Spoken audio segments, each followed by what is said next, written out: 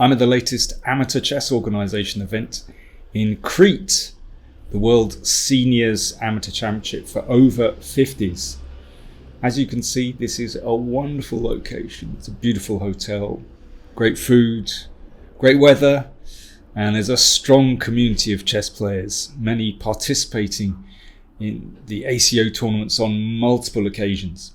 I should mention that the next ACO events will take place in May on the Greek island of Kos, an amateur world championship for all ages, and a super seniors tournament for over 65, so it's two separate events.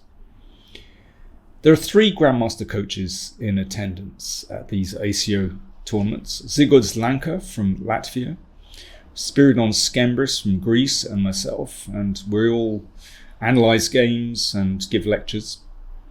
And we've each nominated a game for a special prize. And I'd like to show you these 3 games in 3 separate videos. I should stress these games are played by amateurs and we aren't demanding perfection, but most important is the spirit in which they're played. So I hope you enjoy these. And this first game was nominated by Zigorz Lanka, and the winner is Uwe Ritter from Germany, and he's played so many ACO events. In fact, this was his 18th ACO tournament. He really likes them, and I don't blame him. His opponent is Petr Sobotnik. Hope you enjoy this. Petr starts with d4 and goes for the London system. Well, I know a lot of players playing black struggle to find an interesting system against this. They struggle to counter white's attack, but I think the way that Uwe plays is noteworthy. So first of all, bishop d6. Okay, this is an excellent move. So inviting white to exchange on d6, but then, well, black's ranks are cleared after this. You could even play pawn takes there. So the standard response to this is to drop the bishop back, and that invites black to exchange on g3, but then of course rook's pawn takes, and that opens up the h-file for the rook. So, well, Uwe wasn't born yesterday, and of course he doesn't play that. He castled instead. Knight d2. Standard development, and yep, very classical from Uwe, and b6 and knight e5. So this is so often the move that causes black problems in the London system. It heralds the attack. It could be that white is going to follow with f4 and bishop d3. But yeah, watch how Uwe deals with this. So bishop b7, that's a very good move. I mean, you might think, well, the bishop is sort of blocked in by the d-pawn. But actually, it sets up a very important freeing move. Now, bishop h4 was played here, quite a subtle move, moving the bishop again and pinning. It's possible to play with f4 here, but there's a nice maneuver that black has here that's worth remembering. Bringing the knight round to e7, and very often this knight is able to block on f5. Okay, that's another story, but yeah, Petr goes for bishop h4. Pinning, and very pragmatic. Bishop e7, just making sure that pin really isn't doing anything. And we can see that this knight is going to land on the outpost, supported by the bishop and the pawn, of course. And this really frees black's position. And I think that would be the response if white played bishop d3. But bishop e2, I mean, that's kind of anticipating this move, which was played. So, I'm a Queen's Gambit declined player with black, and this leap into the outpost and exchanging bishops is so common. And basically, I just feel that black has no problems here at all, because with the queen, after the bishop exchange, the queen is off the back rank, and the rooks are going to be connected very soon. It's interesting that white continues with f4, so sort of wants to keep playing on the king side. But I think this weakens white's position, actually. I think it would have been better to play more solidly, perhaps on the queen side somehow. So that knight is driven back from its outpost on e5. And knight d7, there you go. You can see that black is perfectly developed now.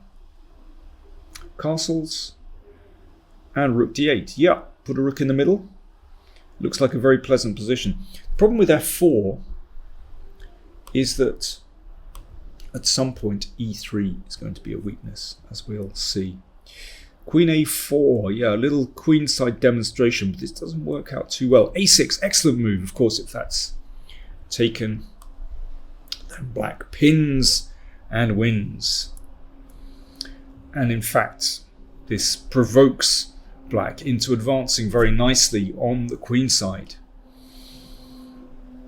And yeah, that knight spins around beautifully, looking at, well, these two squares, d5 principally, because that's going to attack that pawn on e3. Rook e1. And good move, c4. So black just takes control in the center and on the queen side. And this really kills any counterplay that white might have, because that knight lands on d5, of course. This pawn is attacked, so knight takes e4, knight takes e3, and if queen takes, then of course a nice discovered attack. So white had to play bishop f1 to cover that pawn. But black can now really take the initiative. f5. You can see what a fantastic beast in the middle of the board, stretching out into white's position. And I think it's very hard for white to generate play in this position, actually.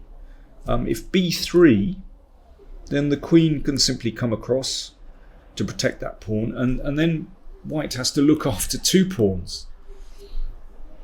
So white is really cramped. But this really isn't a very good move. Again, somehow a typical London system move. You know, white is trying to attack on the king side, but actually black is very well placed for the attack. And well, if white hadn't played this, then black is going to play g5 pretty soon anyway.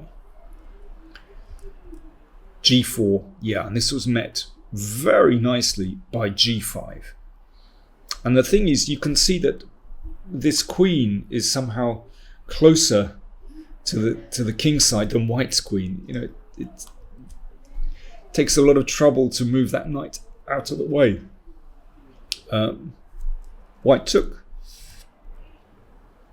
and tried to find a defense with knight h3, but overreacted really well, actually, just exchanging on f4, and white is now left with that weak pawn on f4, but also look at that pawn on e4, a protected passed pawn, but actually it's not the endgame where its strength is going to be seen. It's going to advance, or would like to advance, opening up that beautiful bishop on the long diagonal. King h8, yeah, watch out for that bishop. So black is the first to get to the g file, and this is absolutely deadly. So nice move, attacking the weakness on f4, doubling on the g file, attacking the bishop, rook f2, and queen h4, and that just tips white over. You know, there's threats on g2, threats on f4, and if that rook on e3 moves, then that e pawn will advance. So the f pawn dropped. So now there's two beautiful black pawns, the e and f files. So the queen clears out of the way, ready to advance here. I mean, there really is no defense, but the game finished dramatically like this. A beautiful check. There we go, finally. the bishop comes into play. And a really, really nice winning move, Queen D2. And you can see that white is completely paralysed. Obviously, if the queens are exchanged, then the pawn goes through. There's this horrible pin on the long diagonal. I think we can see that white is well and truly lost. So a very smooth game, and I think a very nice demonstration of how to tackle the London system with black. So congratulations to Uwe Ritter, and that game was nominated by Grandmaster Zygorz Lanka.